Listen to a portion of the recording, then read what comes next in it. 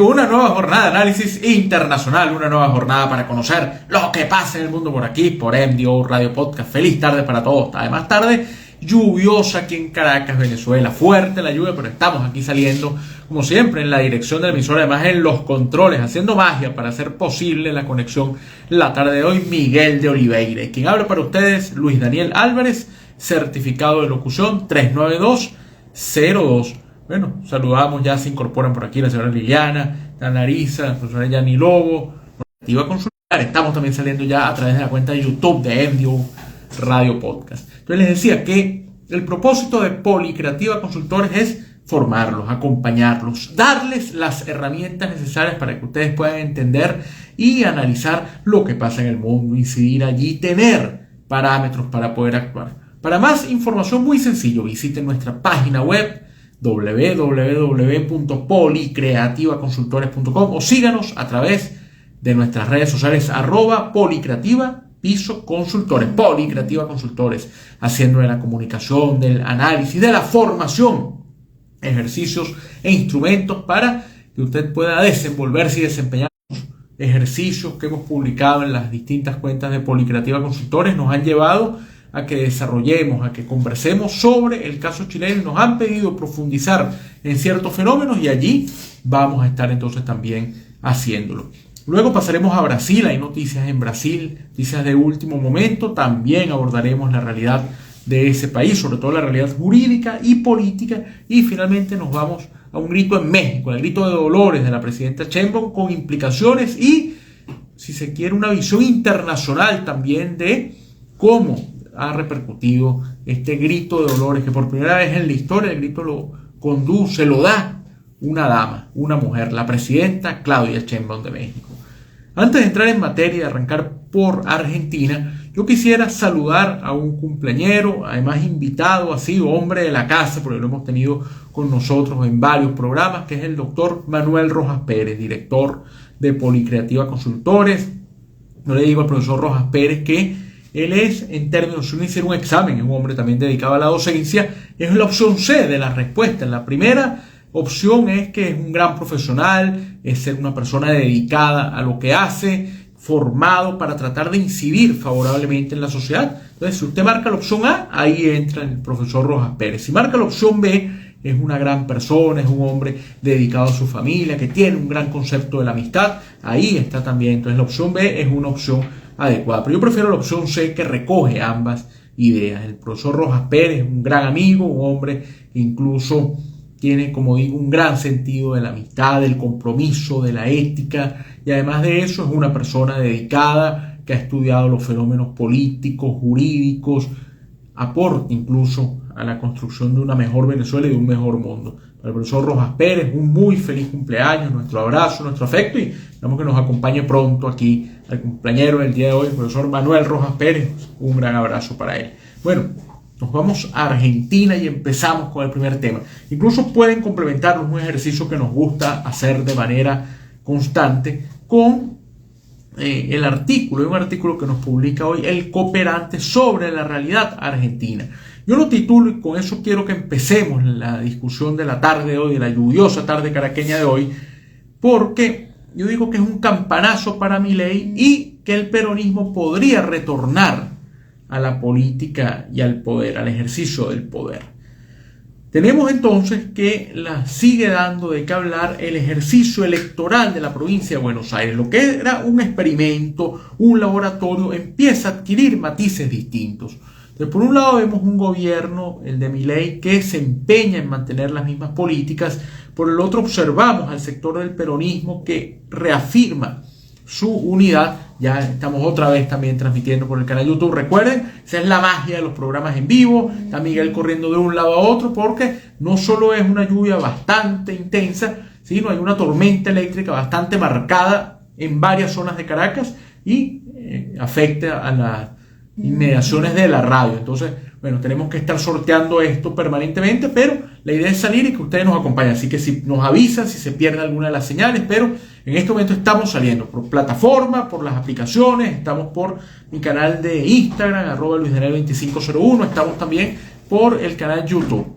Entonces, solventando este tema ambiental, pero transmitiendo, que es la idea. Yo creo que los temas de la tarde de hoy tienen nubarrones en el contenido y por eso el ambiente, el escenario es el que estamos saliendo. Entonces les decía que el tema argentino da evidentemente de qué hablar, porque el peronismo entiende que hay que afianzar la unidad, que la unidad es lo que le permite surgir y avanzar. Hay quienes plantean, bueno, pero volver al peronismo, es que en realidad, y es algo de lo que se asoma en el artículo, que insisto, los invito a que lo lean y podamos incluso debatir, esto va a seguir siendo. El fenómeno es que Perón es un símbolo, es una etiqueta que se tiene, Evita Perón es prácticamente un recuerdo, pero el peronismo ha cambiado, este peronismo, es más, uno dice, ¿qué es el peronismo? Y uno no sabe, Sergio Massa, es Kicillof, es la familia Kirchner, ya no es ni siquiera Cristina Fernández, a quien incluso en las últimas horas le avisaron que está excluida del padrón electoral, no va a poder ni siquiera votar en las elecciones de octubre, ya no hay primarias abiertas, simultáneas y obligatorias, porque el Congreso las eliminó para tratar de ahorrarle a la débil economía argentina una cantidad de recursos. Que Cristina Fernández es prácticamente el pasado. Y si el peronismo aspira a ser una opción frente a Milei, debería incluso Cristina Fernández tomar la iniciativa de dar un paso al costado y alejarse y permitir que un nuevo liderazgo pueda emanar. Un Kicillof, el mismo Máximo Kirchner. Yo aclaraba en el artículo, lo hago acá también, que esto no implica que a uno le guste o le disguste, uno no es argentino ni trabaja con ninguna de las opciones en Argentina, pero en todo caso que haya dado Cristina Fernández el testigo, se lo haya entregado a Máximo Kirchner, es la prueba de que puede venir una nueva forma de ver la política, porque en el fondo el gran inconveniente al que se enfrenta Milei es que Milei es parte de la misma estructura política argentina. Cuando uno observa, cuando uno ve, aquí tienen el logo, lo que pasa en el mundo, uno se da cuenta y trata de entender la realidad argentina, se nota o percibe que gente como Pato Bullrich, son personas, saludos a la señora Cecilia que se suma también al programa, son actores que forman parte de la política argentina. Uno recuerda aquel debate amargo donde Milei tildó a Patricia Bullrich de montonera asesina y la acusó de poner bombas en jardines de infancia. Bueno, Patricia Bullrich, hoy es la superministra de Seguridad del gobierno del presidente Milei. Entonces, Milei terminó siendo parte de lo que nunca quiso ser y de lo que le sirvió para llegar al poder, el ataque a la casta. Esa casta es de la que ahora Milei también forma parte. Son los mismos actores, el jefe de gabinete que ha pasado por todos los gobiernos, allá hay gente que ha cooperado con Menem, gente que viene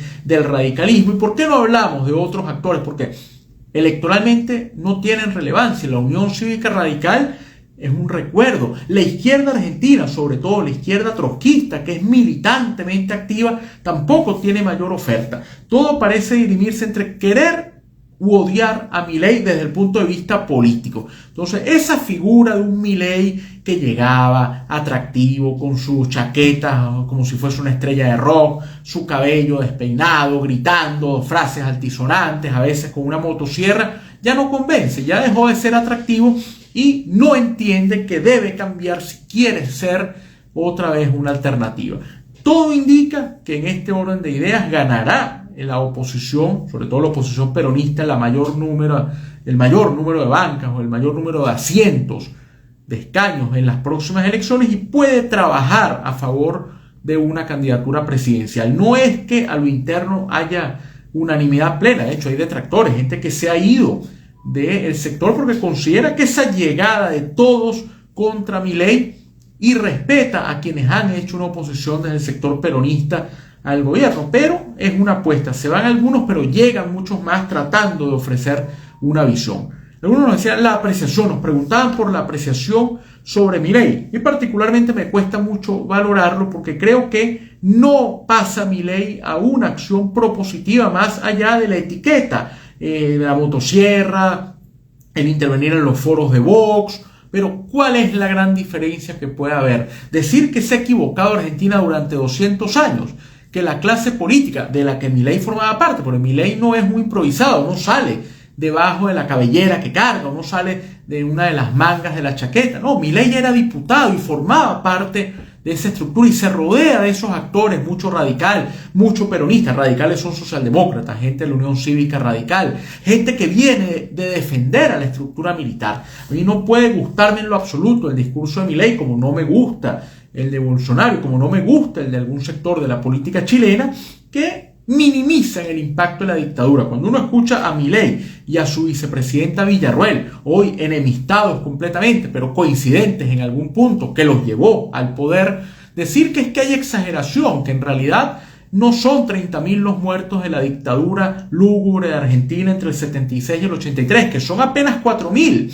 Es que no se puede plantear de esa manera. Cuando dice, así sea una víctima a la que se le violan los derechos humanos, un niño que se robaron y le quitaron a sus padres y los adoptó otra persona, una persona, el hijo, el pariente de alguien al que lanzaron de un helicóptero, eso es una tragedia que no puede minimizarse quitándole un cero o jugando a las cifras económicas como tiende a hacer Milei.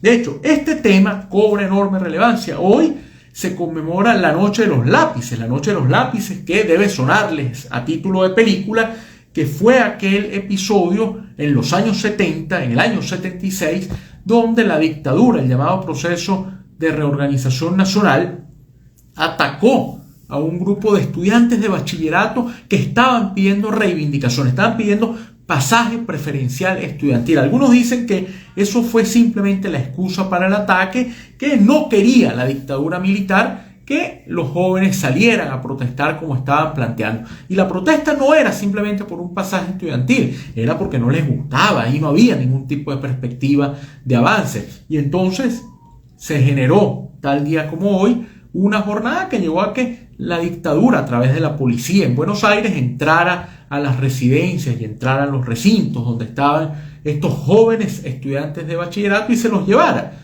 Y muchos de ellos no han aparecido, están allí en ese limbo en el que han quedado de dolor, de desolación, con una esperanza, a lo mejor no de que aparezcan, pero al menos de que haya algún tipo de respuesta. Yo soy de los que aplaude cada vez que aparece la verdad, en el caso de un nieto que las abuelas de Plaza de Mayo, como Estela Carlotto, logra descubrir, o madres de Plaza de Mayo, independientemente las tendencias que hay allí y las divergencias que uno puede tener con el enfoque que le dio en su momento la señora Bonafini, por ejemplo. Pero cada vez que aparece uno de esos niños al que le quitaron su familia y se descubre más allá del drama de esa persona que pasó 35, 38, 40, 42 años con una mentira familiar, hay un triunfo de la verdad. Y cuando uno recuerda a esos altaneros, a Videla de esta época, a Galtieri, Vignone, Viola, Macera, Agosti, condenados en un tribunal, hay esperanza de que la justicia termina llegando. Entonces esos jóvenes que se llevaron, que desaparecieron en los años 70, en la noche de los lápices, bueno, son el ejemplo y el emblema de lo que no le gusta a las dictaduras, que la gente piense, que la gente actúe. Por eso a mí no me gusta que en el entorno de Milei la señora Villarruel, por ejemplo, tenga en un cuaderno que ella era enlace con Echecolatz. Echecolatz era uno de los artífices de la represión y usted dirá, bueno, tiene derecho a que lo defiendan, a que lo representen. Lo que no hay ningún tipo de derecho es ni a reivindicar y mucho menos a minimizar el impacto que estos personajes dejaron. Entonces, movida la política argentina, pero pareciera que ha llegado el momento de ya no seguir viendo el pasado como un tema recurrente de la acción política, sino como un recuerdo que invite a una mejor sociedad. Y en este instante pareciera que Milei se ha acartonado en su discurso, que no hay en el horizonte referentes como los radicales, la izquierda argentina, que puedan ofrecer algo distinto. Incluso el mismo Mauricio Macri pareciera desperdiciar de una manera políticamente muy torpe su iniciativa, porque podría plantear algo distinto a los que se oponen a Milei con una visión o una versión propia, pero termina siendo Macri el acompañante de La Libertad Avanza. Y revisen los resultados y notarán que los escaños en la provincia de Buenos Aires se repartían LLA, La Libertad Avanza, _PRO. El PRO es el compañero de aventuras, el adherente, si se quiere, de La Libertad Avanza, y está totalmente desdibujado. Y hoy la alternativa es ese peronismo que nada tiene que ver ni con Eva Perón, ni tiene nada que ver con Juan Domingo Perón, incluso no tiene nada que ver con Menem ni con Cristina Fernández, que hoy son pasados. Tiene que trabajar en eso y Ahí es donde tiene entonces que avanzar. Pero bueno, podríamos escuchar algo de música. Yo creo que ponerle música argentina y escuchar a un peronista convencido que, por supuesto, se recuerda como político con distintos cargos, distintas veces que aspiró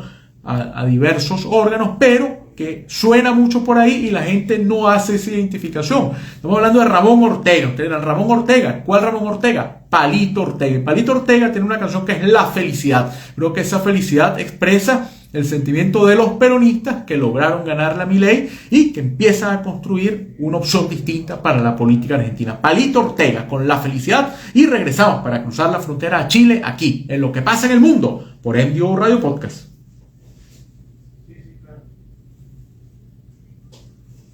Sonando Ramón Ortega, La Felicidad, Palito Ortega. El tema argentino marca, sobre todo esta fecha significativa, Noche de los Lápices, dice que hasta dónde fue capaz de llegar el totalitarismo argentino. Una época oscura que hay que, a mi juicio, condenar de la manera más ferviente, más marcada, pero ahí sí entra ese pero que no puede bajo ningún asomo minimizarse. Usted podría decir, bueno, el problema es que venía Argentina muy mal. Totalmente válido, pero no parece final. ¿Qué culpa tenían esos muchachos que estaban pidiendo pasaje preferencial estudiantil de lo que había hecho o dejado de hacer Isabelita de Perón, o del intento del general Perón de mantenerse una y otra vez en la política argentina, al punto que todavía está por allí? Usted se mete, por ejemplo, al TikTok y ve que hay hasta un emoji y un rostro de Perón que usted puede usar, unas publicaciones, incluso en análisis de Policreativa sobre el tema argentino y hablando del peronismo, yo a veces lo coloco allí, lo usamos. Entonces, es el momento de plantear algo distinto. Ese es el gran reto. Por lo pronto, Palito Ortega con La Felicidad. Ramón Ortega, Palito Ortega, La Felicidad. Así se sienten los peronistas. Lo que no se queden en esa felicidad y que sigan trabajando en una unidad, en una propuesta distinta, en algo novedoso que pueda ser alternativa. Es lo que uno plantea en muchos casos cuando analiza partidos políticos que nos ha tocado desde el punto de vista de la consultoría política. El caso, por ejemplo, del PRI. Hoy vamos a hablar de México. Pero ¿por qué el PRI regresa al poder? Porque el PRI entendió que la historia en la época que gobernó, a su juicio, fue muy buena. Otros dirán que no, que en lo absoluto, pero marcó una pauta, marcó una idea. Bueno, nos dice la señora Yolanda, nos unimos al saludo para el doctor Manuel Rojas Pérez, bueno, el cumpleañero del día de hoy. La señora Yolanda lo saluda también, el profesor Rojas Pérez. Decíamos con respecto al PRI, que el PRI regresa al poder después de que muchos festejaron que se había acabado, cuando le tocó en esa larga caminata de poca distancia, pero debió haber sido eterna para Ernesto Zedillo tener que ir al micrófono a decir, señores, perdió el PRI. Imagínense el peso que significa cuando la gente diga, recuerdan los presidentes, nombra, juguemos, presidentes mexicanos, ¿qué característica? Entonces Lázaro Cárdenas, la estatización del petróleo en México, el gran hombre de la reforma agraria, Plutarco Elías Calles, el jefe máximo, personajes, por ejemplo, Luis Echeverría, el posicionamiento mexicano en los años 70, Ernesto Zedillo, el hombre que el último presidente del PRI, porque el PRI después perdió las elecciones con el PAN. Pero entonces mucha gente dijo, el PRI se acabó, y el PRI regresa 12 años después, 2 sexenios más tarde. Pero no es el mismo PRI, no es el PRI de Luis Echeverría, no es el PRI de Díaz Ordaz, no es el PRI de Miguel Alemán, no es el PRI de lo que pudo haber sido la esencia de la Revolución Mexicana de Álvaro Obregón, no. Tampoco es el de Miguel de la Madrid, que es más reciente, o Salinas de Gortari. Es un PRI distinto, y no es distinto porque haya llegado un hombre muy joven desde el punto de vista de la edad y de la visión, como es Enrique Peña Nieto. Es un PRI distinto porque asumió otras banderas. Si quieren un caso mucho más fuerte, el del APRA peruano. Bueno, el APRA mexicano, es que el APRA se funda en México, aunque es un partido peruano. La idea de allá de la Torre era crear una gran organización continental. Por eso es Alianza Popular Revolucionaria Americana, con distintos partidos apristas. El único que logró constituirse fue el de Perú. Entonces, llega el APRA al gobierno con Alan García en los años 80, un mandato que resultó una calamidad desde el punto de vista financiero, el poco control al terrorismo, la nula convivencia política. Y años después regresa el APRA y regresa con Alan García, pero ya no era el mismo Alan García, un hombre que había entendido que había cometido errores y tenía que cambiar. Ese puede ser el reto del peronismo en este momento. Entender que puede construir una opción distinta, sea Massa, sea Kicillof, sea Máximo Kirchner, sea Juan Grabois, si quieren otro nombre, sea alguien de la provincia, de las regiones en Argentina, y logre avanzar en una versión. Eso es un reto interesante, sin que eso implique si uno le guste o le disguste el peronismo. Soy bastante crítico del peronismo y reitero, lo dije cuando oíamos a Ramón Ortega, que el problema es que repetía el general Perón permanentemente y todavía está Perón por allí en el recuerdo. Debe avanzarse a algo novedoso. Pero bueno, vámonos a Chile. Chile es noticia también. Hace un rato hablamos de Argentina por la noche de los lápices. Hoy también es un día de memoria y de significado en Chile, porque tal día como hoy, en el año 73, fue asesinado Víctor Jara. A Víctor Jara lo hemos colocado varias veces en el programa, hoy vamos también a escucharlo. Víctor Jara era un cantor, un hombre que además la gente circunscribe a la esfera de ser un cantante, y no, era compositor, era director de teatro, era un gran hombre de la cultura y de un tipo de música social en Chile, y un gran defensor del gobierno de la Unidad Popular del presidente Salvador Allende, y una de las víctimas del derrocamiento de Allende, confinado al Estadio Nacional. Ese Estadio Nacional, el sitio de deporte, sitio de fútbol, convertido en una mazmorra lúgubre, tenebrosa y perversa, donde asesinaron personas, hubo fusilamientos. A Jara incluso hablan de que le cortan las manos para que no pudiera volver a tocar la guitarra, fíjense, antes de matarlo. Entonces,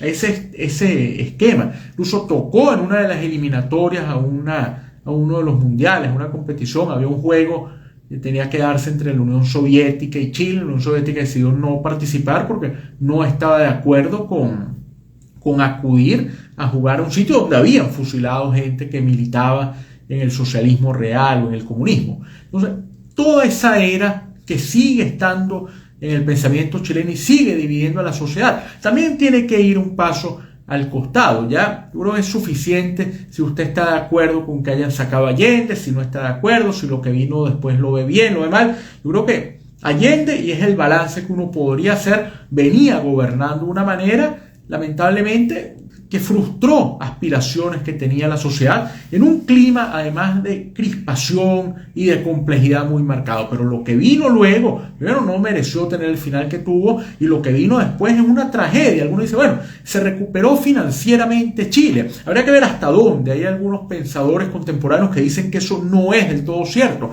En todo caso, asumamos que sí es válido ese argumento. Yo prefiero quedarme con la idea de que en democracia es la concertación, es decir, Aylwin, Frei hijo, Lagos, Bachelet, más la oposición, porque Piñera gobierna también Chile, más la nueva mayoría cuando regresa Bachelet, más la otra vez la oposición con Piñera, e incluso ahorita cuando está gobernando Boric, logró Chile crecer, logró Chile avanzar en democracia, sin que hubiese necesidad de torturar a la gente, ni de lastimar a las personas, ni de desaparecerlas. Entonces, hay que dar también un avance en este sentido. Fíjense esos detalles que pasan, que no pasan, más bien desapercibidos, porque estamos hablando de esto. En el debate les preguntan a los candidatos, el debate de la semana pasada, ¿cuál es el referente para ellos de política contemporánea? Y ahí se enredaron, porque algunos empezaron, por ejemplo, Kass, que le gusta además interrumpir, dijo que él no tenía uno, pero después dijo que sí, que Meloni. Y Evelyn Matei habló del primer ministro de Canadá, Enrique Jominami habló de Lula. Empezaron hasta cierto punto a surgir, pero algunos, por ejemplo, el candidato Kaiser dijo que a él le gustaba mucho el secretario de Estado de los Estados Unidos, el señor Henry Kissinger. Lo primero, no es un personaje de este momento, que era lo que le estaban preguntando. Parece que no entendió la pregunta. Pero además es muy grave porque a Kissinger, hombre brillante desde el punto de vista analítico, lo acusan de haber orquestado una gran campaña para desestabilizar al gobierno de Allende. Entonces, ¿cuál es el objetivo de Kaiser? Que hablen de él, que comenten de él. Pues nos hemos quedado en la forma, y eso le hace un gran daño. Lo hablábamos la semana pasada. Nos hemos quedado en el elemento coyuntural. Kaiser habla de Kissinger. Artés no quiso saludar a Kass. Nosotros hablamos de Artés en una publicación que tenemos en el TikTok de Policreativa Consultores, Y Artés ha puesto que hablen de él, habla de Corea del Norte, no saluda a los demás candidatos, pero en esencia, ¿qué va a ocurrir en la política chilena? ¿Hasta dónde va a haber en realidad una votación propositiva? ¿O se va a votar para que otro no llegue? La irrupción, por ejemplo, de Parisi, el candidato Parisi, que sale y respeta el acuerdo del debate sacando imágenes cuando no se podían usar recursos externos, según le indicaron al mismo Parisi, atacando a la Evelyn Matei, que se comportó de una forma bastante acorde y que creo que el gran problema es que no logra evidenciar que ella es una mujer de centro, una mujer ecuánime y termina siendo carcomida por los extremos. O un Marco Enrique Minami que tiene una campaña, viene algo en TikTok también de Policreativa Consultores, viene un análisis al respecto, después podemos traerlo al programa si ustedes quieren que lo hagamos, porque está en una interesante campaña mediática, medios, redes, Enrique Minami, incluso comparándose con Messi. Dice que Messi llegó en su quinto intento del Mundial y que él también va en su quinta oportunidad de llegar a la presidencia de Chile. Interesante, pero parece que es tarde para tratar de tener una estrategia de esta naturaleza en un escenario que pareciera polarizarse de forma íntegra entre Kast y lo que no se le parezca y tenga opción de ganarle, que es Yanet Jara, o Yanet Jara, a quien tildarán de comunista, entonces será Kast el que pueda hacerle sombra, dejando unos candidatos en el medio que no logran despertar esa curiosidad y ese interés. Es el reto que tienen los políticos en Chile. Hay que ver si en esta época que queda alguno logra evidenciar que es una alternativa y desdibuja entonces el drama en el que se ha convertido la sociedad, Chile incluido, de la polarización. Pero bueno, un recuerdo, como iniciamos este segmento, un recuerdo al gran Víctor Jara. No hay nada mejor que escuchar El Martillo con Víctor Jara y regresamos aquí a lo que pasa en el mundo por NDO Radio Podcast para irnos a hablar sobre Brasil. Ya venimos. Bueno, una canción de paz, dice Víctor Jara, asesinado tal día como hoy por una dictadura militar en Chile. Un recuerdo al gran Víctor Jara y escuchamos El Martillo. Bueno, vamos a continuar, seguimos, vamos a hacer publicidad. Recuerden que estamos llegando a ustedes por cortesía del equipo de Policreativa Consultores, que los forma, los guía, los asesora, los acompaña, les da opciones, cursos de distinta modalidad, adaptados a sus necesidades, siempre con los mejores profesores, el perfil curricular idóneo, el adecuado para sus necesidades y además el aval del CEP, el Centro de Extensión Profesional de Fases de la Universidad Central de Venezuela. Cuando termine alguno de nuestros cursos, usted tendrá, por supuesto, las herramientas esenciales para entender lo que pasa en el mundo, pero también tendrá un certificado que tiene el logo de la Universidad Central de Venezuela a través del CEP de Fases. Policreativa Consultores, fórmense, sigan nuestras redes, consulten, pregunten, apropiense de esos contenidos que tenemos para ustedes. Policreativa Consultores. Bueno, vamos entonces a continuar. Vamos a hablar de Brasil, por cierto. Hace un momento hablamos de Argentina, ahora vamos a entrar en Brasil. Hay una noticia por allí, vamos a hacer seguimiento y ver si la traemos para el próximo programa, que es un acuerdo, un impulso que tiene el Mercosur, que iría de la mano de un acuerdo con la Unión Europea. Se ha logrado concretar eso, lo que es además una muestra de esperanza frente a las polarizaciones. Uno dice, entre Estados Unidos y China no hay opciones en el medio, sí las hay. Ahí puede surgir una, que es esa Unión Europa-Mercosur. Ojalá otra fuese la Comunidad Andina, que se pueda retomar el modelo andino, el cual algunos hemos manifestado que es la solución y despierta una gran admiración. Bueno, eso habría que ver, pero sí hay alternativas y por eso ese ejercicio. Unión Europea-Mercosur, y hoy el Mercosur da un paso importante. Pero hablamos de Brasil porque Brasil es noticia desde el criterio jurídico y político. El presidente o expresidente Jair Bolsonaro ha sido condenado a 27 años por el juicio que se le seguía por el intento de un golpe de Estado, por haber ordenado una serie de medidas. Junto a él, además, condenados personeros de su estructura militar que lo acompañaban, gente de enorme nivel que aparentemente, según el dictamen, formaban parte de ese entramado que le trató de convencer a Bolsonaro o de hacer lo necesario para que no le entregara el poder a Lula da Silva, en lo que algunos llaman una versión tropical y muy mal llevada del intento de tomar el Congreso como ocurrió en los Estados Unidos. Pero quien termina generando mucho más ruido es Donald Trump.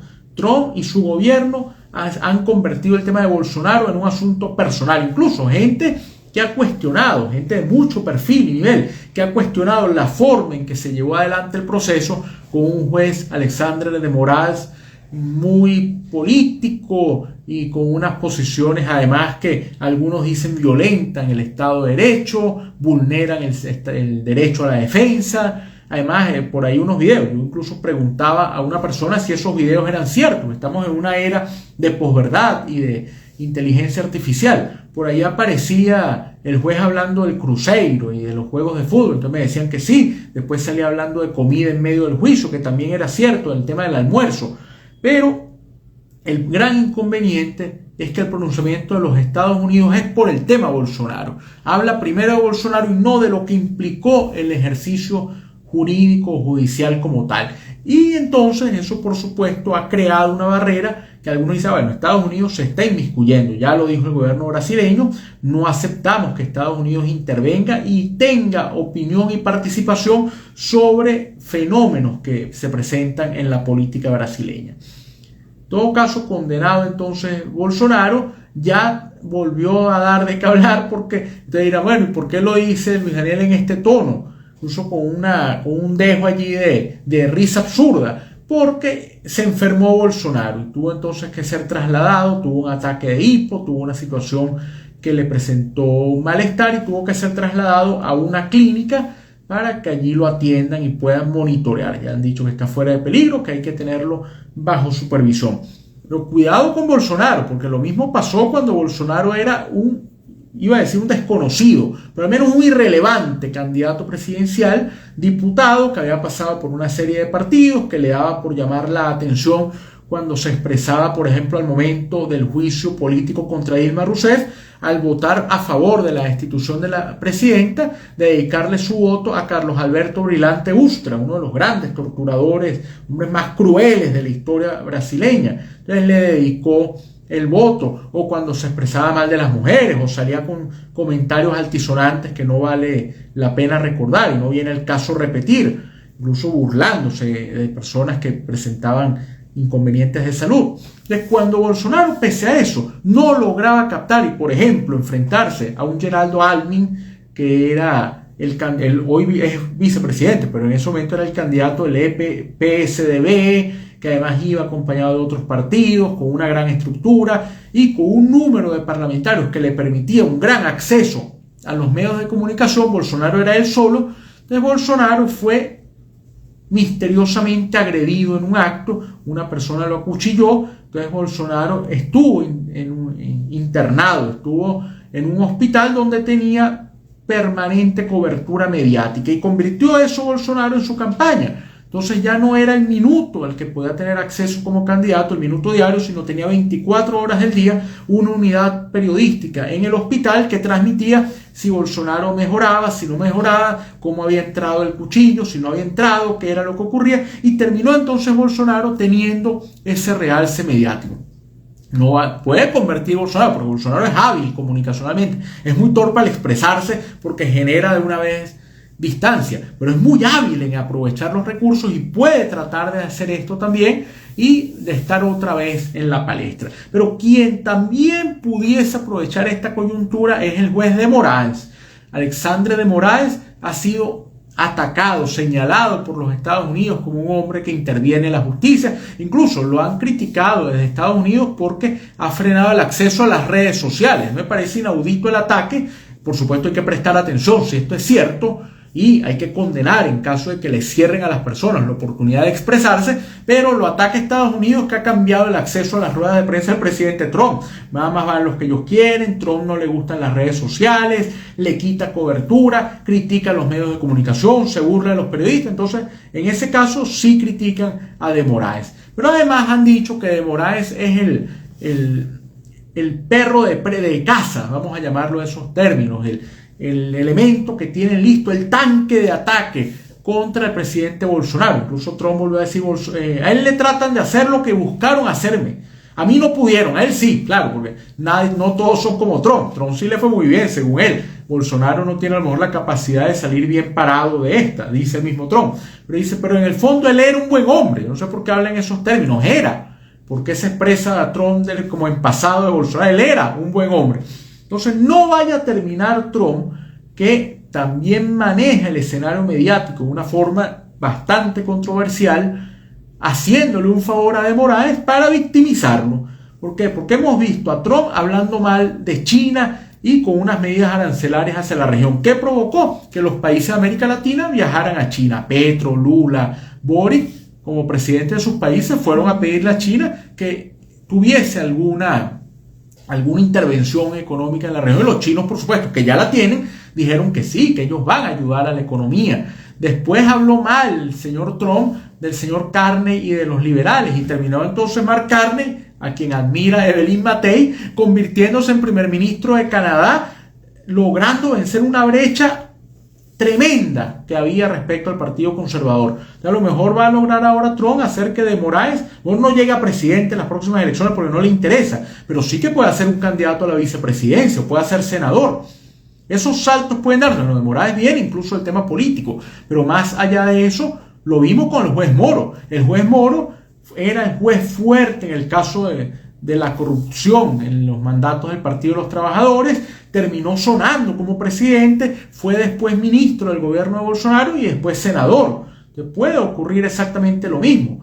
Pueden convertir a De Moraes en una figura, en un actor fuerte. Dice Jorge Leonardo, que nos escribe, bueno, fue los comentarios a Trump, es que Trump se los gana, como dice el refrán. Trump hace votos para que ocurra esto por la manera. Es más, si uno no conociera la forma de actuar de Trump, diría que Trump es un agente de la campaña china,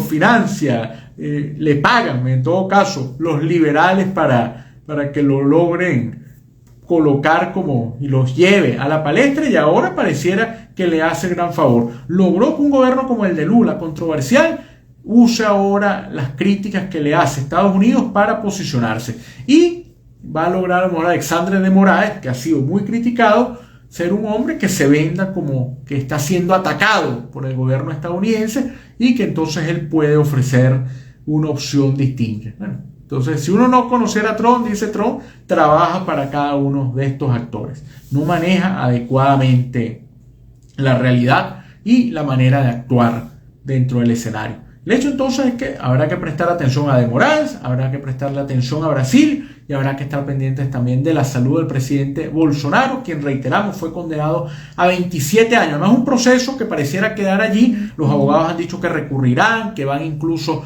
a otros escenarios, hasta internacionales, pero allí hay que tomar algo en consideración. De los 5 jueces que seguían la causa, 4 condenan. Dicen que uno era partidario de anular el juicio porque dice que no había competencias. Si hubiese habido otro voto en contra, había que remitir a otra instancia que en este caso desaparece porque se impone la tesis del ponente de Moraes de condenar a Bolsonaro y a parte de su entorno por los sucesos del ataque al Congreso, cuando no quiso, según dice la sentencia, facilitar la entrega del poder por parte de Bolsonaro al expresidente Lula da Silva, quien le ganó las elecciones. Ahí, más allá de eso, otro drama, que es Bolsonaro-Lula, Lula-Bolsonaro, como si no hubiese más nadie por allí. Bueno, ¿o qué será? ¿Qué será? Así dice una canción y eso es lo que nos preguntamos. ¿Qué será? ¿Qué pasará? Bueno, ¿o qué será? ¿Qué será? Con Chico Huarque y Milton Nascimento. Y regresamos, nos vamos de la región para México, donde hubo grito de dolores. Ya venimos. ¿O qué será? ¿Qué será? Milton Nascimento y Chico Huarque, figuras además emblemáticas de la libertad y del canto en Brasil. Chico Huarque no le gusta mucho a Bolsonaro, porque además participó en campañas y muy crítico de un periodo que Bolsonaro ha reivindicado. Volvemos, fíjense, es un hilo conductor del programa de hoy. Milei, parte de la política chilena, el mismo Bolsonaro reivindican épocas militares, dictaduras militares concretamente. Creo que no es lo adecuado, además porque se presta a este elemento de choque y de diferenciación, de polarización, que nutre a mucho tipo de políticos, entre esos a ellos. Pero bueno, nos vamos lejos para hablar de México. Y es que hubo ayer el famoso grito de Dolores, el grito de la independencia mexicana, con una gran diferencia. En este caso fue una dama, por primera vez en la historia, la presidenta Claudia Sheinbaum, quien dio el grito, las tradicionales loas a la libertad, el campanazo con la bandera, y un detalle significativo: hubo una variación también de la forma y del contenido, porque siempre hablan de viva la libertad, hay un grito bastante marcado, pero aparece normalmente una serie de nombres, y aquí introducen también a héroes y a heroínas, a mujeres que fueron partícipes, y hace algo la presidenta Sheinbaum que tiene un gran significado en el ejercicio, y es que las nombra por sus nombres y apellidos de soltera. Josefa Ortiz, por ejemplo, en este caso usó los dos apellidos de Josefa Ortiz, no habló de Josefa Ortiz de Domínguez, usó Josefa Ortiz y el apellido de ella de soltera, dando ese realce y ese significado de esas mujeres valiosas por ser ellas, por el aporte, y no por quien estuviesen eventualmente unidas, casadas, con quien tuviese una vida. Alguno dirá, bueno, pero eso es cambiar la historia. No, es reivindicar un hecho, y lo importante fue que México consiguió su libertad. Además, hay mucho mito respecto al grito de Dolores, que si no era la época, que si incluso el cura Hidalgo, el Miguel Hidalgo y Costilla, dio vivas a Fernando VII. En realidad ahí se aprovecha un poco la coyuntura de buena parte de los países de usar como argumento el tema francés, la ocupación, para marcar cierta distancia de lo que se venía asomando, y en el fondo sí plantear un quiebre y un entramado distinto. Pero en todo caso, algunos dicen, no, adelantó la época porque ese no era el día. Fue culpa de Porfirio Díaz, el hombre que gobernó muchos años de manera dictatorial México, que adelantó la fecha para que coincidiera con su cumpleaños. Algunos dicen que no, que ya se celebraba antes, el 15, desde hacía mucho tiempo, o sea, de tiempo antes de que don Porfirio, como lo llama la historia, el dictador Porfirio Díaz, gobernara México. Bueno, que se ha tenido esa costumbre y se ha tenido ese ejercicio. Pero allí estuvo, el acto fue en el Zócalo mexicano, en la plaza central allí de la Ciudad de México, donde la presidenta, en el Palacio Nacional, dirigió entonces la ceremonia. Además, otros hechos relevantes: la escolta formada por mujeres que la acompañaron, la guiaron, estuvieron allí con ella. Entonces, un significado distinto. Además, una dedicatoria no solo a las mujeres, a los migrantes también, a la gente que sufre. Fuera de México celebraron también el día, además con una gran valentía. En Estados Unidos, en distintas ciudades, salió la gente a las calles a celebrar. Pero esta no es una celebración, me atrevería a decir, vacía, una idea de recuerdo, de memoria, de costumbre, sino es un acto contestatario. La gente no tuvo el temor, y si lo tuvo, lo guardó, de que estuviese el ICE y la distinta fuerza que emplea el gobierno de Trump en las calles para atacar. Hubiese sido a lo mejor el ideal de estos grupos. Un video peor que el otro, cuando entran hasta dependencias particulares, ataviados con pasamontañas y con armas largas, a llevarse a las personas. Ahí hubiesen podido hacer, como dice el refrán, su agosto, recogiendo la cantidad de migrantes que hay allí y pidiendo papeles. Y pese a eso, la gente salió a recordar la libertad, la independencia, y a gritar eso, que hay que tener hidalguía, que hay que luchar por esa independencia de criterio que lleva. Así que este grito de Dolores tiene significados distintos. No es simplemente el recuerdo a un acontecimiento histórico, la reflexión natural que se hace, sino es un llamado a la libertad, a la posibilidad de diferenciarnos, a salir y a saber que todos podemos aportar a una mejor sociedad. Me gustó el enfoque que le dio la presidenta mexicana de aportar a ello, a que a otros grupos que no están normalmente incluidos en las obras fueron fundamentales para que se pudiese alcanzar la libertad. Entonces, que haya sido una presidenta la que dirigió ese grito y le dio un llamado a reivindicar el rol de la mujer en la sociedad, creo que muy bien parada quedó la presidenta Sheinbaum. Criticamos por polémicas que genera, hoy hay que reconocer, a nuestro juicio, actuó como había que actuar. Bueno, entrando en México, entonces podemos escuchar a Chava Flores. Chava Flores es un hombre que le cantó mucho a la idiosincrasia mexicana, y él dice: ¿a qué le tiras cuando sueñas, mexicano? Que es una descripción de gran parte de la historia de México. Chava Flores, y regresamos con las conclusiones de nuestra emisión de hoy, 16 de septiembre de 2025, en Lo que pasa en el mundo. ¿Qué le tiras cuando sueña el mexicano? Ahí suena Chava Flores. Es una canción muy curiosa porque es ese sueño de los mexicanos de ganarse la lotería, de que el PRI no los gobierna. Esa canción fue escrita cuando el PRI era inderrotable, era indestructible. Entonces, bueno, el PRI ya no anda en zancos, dice él, y al final todo ocurría, bueno, terminó pasando, así que el PRI ya no manda, así que a lo mejor ustedes pueden también ganarse la lotería si nos oyen desde México. Bueno, conclusiones de nuestro programa de la tarde de hoy.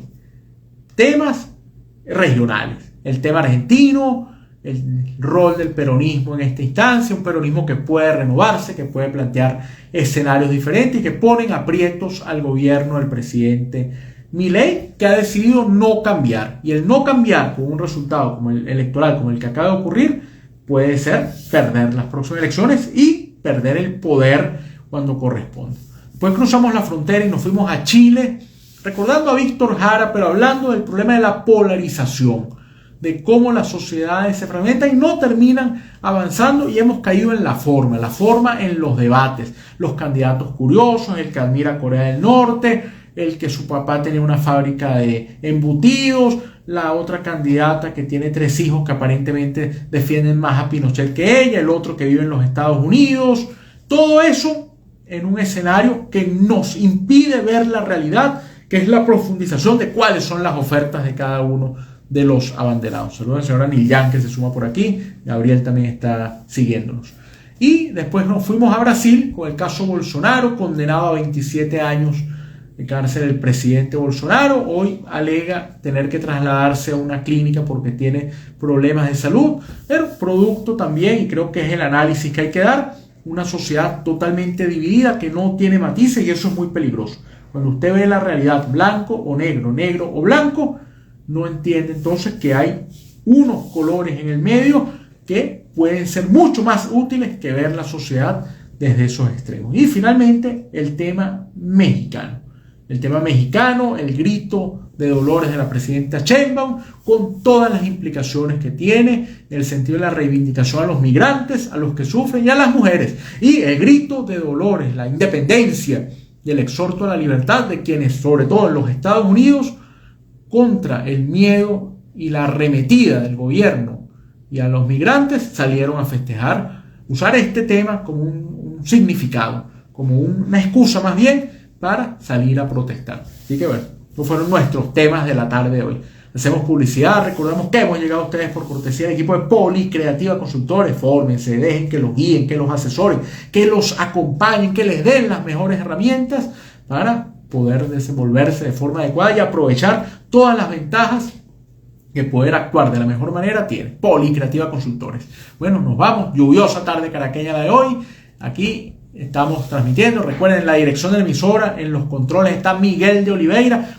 Un gran éxito el de Miguel con su curso de tema impositivo, de tema contable. Por allí vendrá otra edición para que estén pendientes. Muy buenos comentarios hemos recogido del curso que nuestro director Miguel de Oliveira dictó el pasado fin de semana. Y bueno, también los saluda quien habló para ustedes, como todos los martes y jueves, de 5 a 6 de la tarde, hora de Caracas, Venezuela, Luis Daniel Álvarez, certificado de locución 39202, aquí en Lo que pasa en el mundo, por NDO Radio Podcast. Dios mediante, hasta el próximo jueves. Y bueno, sigan con NDO Radio. Feliz tarde para todos.